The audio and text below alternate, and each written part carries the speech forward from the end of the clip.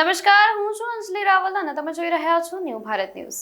નજર કરીએ આજના ટોપ 25 ન્યૂઝ પર.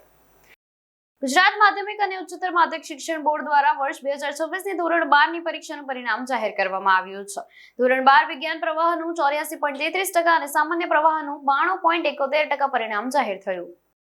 આણંદ જિલ્લાની ઉમરેઠ વિધાનસભા બેઠક પર યોજાયેલી પેટા ચૂંટણી પેટા ચૂંટણીના પરિણામો જાહેર થયા છે. ત્યારે આ બેઠક પર ભારતીય જનતા પાર્ટીએ પોતાનો ગઢ જાળવી રાખતા ભવ્ય વિજય મેળવ્યો. ગુજરાત શિક્ષણ બોર્ડ દ્વારા આજે ધોરણ 12 વિજ્ઞાન અને સામાન્ય પ્રવાહનું પરિણામ જાહેર કરવામાં આવ્યું છે. નાપાસ થયેલા વિદ્યાર્થીઓ જે છે એમના માટે રાહતના સમાચાર સામે આવ્યા છે. જૂન માસમાં યોજાશે ધોરણ 12 ની પૂરક પરીક્ષા.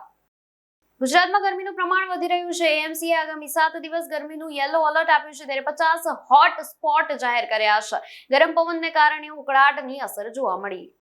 સુરત શહેરમાં એસઓજીની ટીમે દરોડો પાડીને એક શખ્સને પ્રતિબંધિત સિગારેટના જથ્થા સાથે રંગે હાથ ઝડપી પાડ્યો છે. આ જપ્ત કરાયેલા જથ્થાની બજાર કિંમત અંદાજે 60,000 જેટલી છે. રાજ્યના જળાશયોમાં ગત વર્ષની સરખામણીમાં 9% વધારે પાણીનો જથ્થો ઉપલબ્ધ છે. ત્યારે રાજ્યમાં ચાલુ વર્ષે ચોમાસામાં સરેરાશ 128% વધુ વરસાદ નોંધાયો છે. પશ્ચિમ બંગાળના રાજકારણમાં આજે એક નવો ઇતિહાસ રચાયો છે. પશ્ચિમ બંગાળમાં જય શ્રી રામના નાદ સાથે ભાજપે આજે પ્રચંડ બહુમતી હાંસલ કરી. તમિલનાડુ વિધાનસભા ચૂંટણી 2026ના પરિણામોએ સમગ્ર દેશને ચોંકાવી દીધા છે. દાયકાઓથી ચાલી આવતા દ્રવિડિયન પક્ષોના વર્ચસ્વને તોડીને સુપરસ્ટાર વિજયની પાર્ટી ટીવીકેએ ઐતિહાસિક સફળતા મેળવી.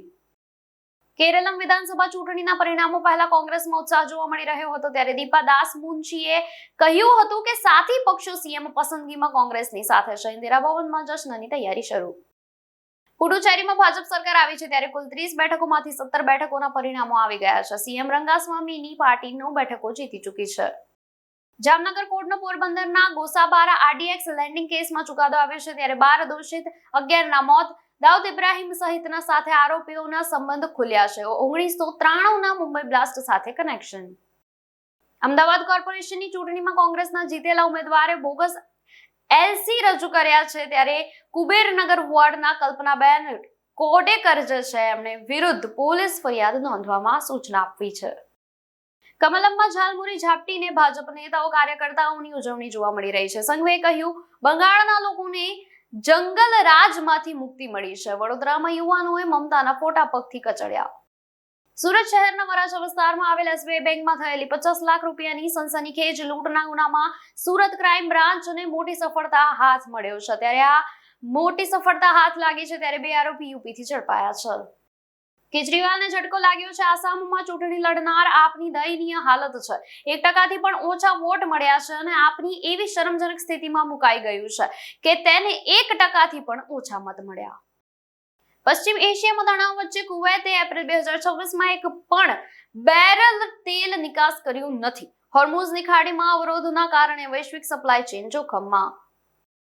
નેપાળમાં બાલેન્દ્ર શાહની નવી સરકારી વટહુકમ દ્વારા 26 માર્ચ પહેલાની 1594 સરકારી નિયુક્તિઓ રદ કરવાનો મોટો નિર્ણય લીધો છે. જેને લઈને પૂરા નેપાળમાં ખળભળાટ.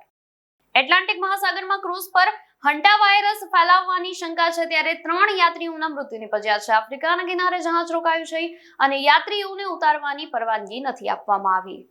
પાકિસ્તાનના બલુચિસ્તાનમાં વધતી હિંસાએ અમેરિકા પાકિસ્તાનના રેકોર્ડિક માઇનિંગ પ્રોજેક્ટને સંકટમાં મૂકી દીધો છે. તેની કિંમત લગભગ $7.7 અબજ છે. આઈપીએલમાં આજે મુંબઈ ઇન્ડિયન્સ અને લખનઉ સુપર જાયન્ટ્સ વચ્ચે મેચ રમાશે. આજે જે હારશે તે ટુર્નામેન્ટમાંથી બહાર ફેંકાશે. પ્લેઓફમાં ટકી રહેવાની બંને પાસે આ છેલ્લી તક. અમેરિકાના ન્યૂ જર્સીમાં લેન્ડિંગ વખતે વિમાન ટ્રક અને થાંભલા સાથે અથડાયું. ત્યારે વિમાનમાં સવાર હતા 231 લોકો મુસાફરોનો ચમત્કારિક બચાવ થયો. ભારતના ડીપ સ્પેસ સપનાને રશિયાનો સપોર્ટ મળ્યો છે. ઇસરોના હેવી લિફ્ટ રોકેટ માટે આપશે ટેકનોલોજી. સેમી ક્રાયોજેનિક એન્જિન ભારતના આગામી હેવી લિફ્ટ લોન્ચ વાહનો માટે એક મહત્વપૂર્ણ ટેકનોલોજી. ઇન્વેસ્ટમેન્ટના નામે બોગસ વેબસાઇટ તેમજ બોગસ ડિજિટલ એકાઉન્ટ બનાવી અનેક ઘણો નફો બતાવીને છેતરપિંડી કરવામાં આવી છે. વડોદરાના યુવકે ₹26 લાખ ગુમાવ્યા. એક તરફ 5 રાજ્યોમાં ચૂંટણી પરિણામ તો બીજી તરફ શેર બજારમાં પણ તેજી જોવા મળી રહી છે. સેન્સેક્સ અને નિફ્ટી બંને લીલા નિશાનમાં બંધ થયા છે. ત્યારે સેન્સેક્સ 355 પોઈન્ટના વધારા સાથે 77,269.40 અંકે બંધ. ભારતીય રેલવે વિભાગ રામ ભક્તો માટે એક ખાસ ટ્રેન છે. શ્રી રામાયણ યાત્રાની શરૂઆત કરવા જઈ રહી છે. આ ટ્રેનનો રૂટ ભગવાન રામ સાથે સંબંધિત તમામ ધાર્મિક સ્થળો સાથે સંકળાયેલો રહેશે. ટોપ 25 ન્યૂઝમાં હાલ માટે બસ આટલું જ. વધુ સમાચાર જોવા માટે જોતા રહો ન્યૂ ભારત ન્યૂઝ. નમસ્કાર.